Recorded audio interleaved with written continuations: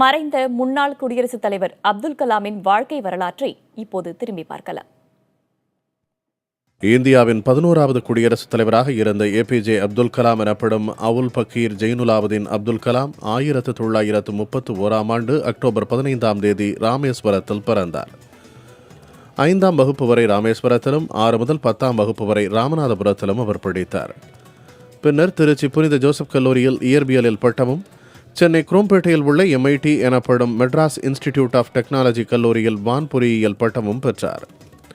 அதன் பிறகு 1963ஆம் ஆண்டு இந்திய விண்வெளி ஆராய்ச்சி நிறுவனத்தில் கலாம் பணிக்கு சேர்ந்தார்.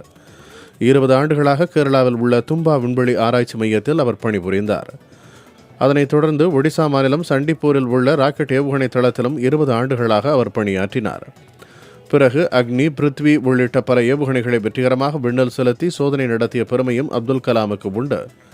1982ஆம் ஆண்டு ஹைதராபாத்தில் உள்ள விஞ்ஞான ஆராய்ச்சிக் கழகத்தின் செயலாளராகவும் தேர்ந்தெடுக்கப்பட்டார். 1998ஆம் ஆண்டு பொக்ரைனில் இந்தியா நடத்திய அணுகுண்டு சோதனைக்கு மூளையாக செயல்பட்டவரும் அப்துல் கலாம் தான். 1999 நவம்பர் முதல் 2001ஆம் ஆண்டு நவம்பர் வரை அவர் மத்திய அரசின் முதன்மை அறிவியல் ஆலோசகராகவும் பணியாற்றினார். இதேபோல் அறிவியல் ஆலோசனை குழுவின் தலைவராகவும் அவர் பதவி வகித்தார். அப்துல் கலாமின் சேவைகளை பாராட்டி மத்திய அரசு கடந்த 1981ஆம் ஆண்டு பத்மபூஷன் விருதும் 1990இல் பத்ம விபூஷன் விருதும் வழங்கி கௌரவித்தது. அதனைத் தொடர்ந்து நாட்டின் உயரிய விருதான பாரத ரத்னா விருது கடந்த 1997ஆம் ஆண்டு கலாமிற்கு வழங்கப்பட்டது. இது தவிர 30 பல்கலைக்கழகங்கள் அவருக்கு கௌரவ டாக்டர் பட்டங்களை வழங்கியுள்ளன. 10க்கும் மேற்பட்ட வெளிநாட்டு விருதுகளையும் கலாம் பெற்றுள்ளார்.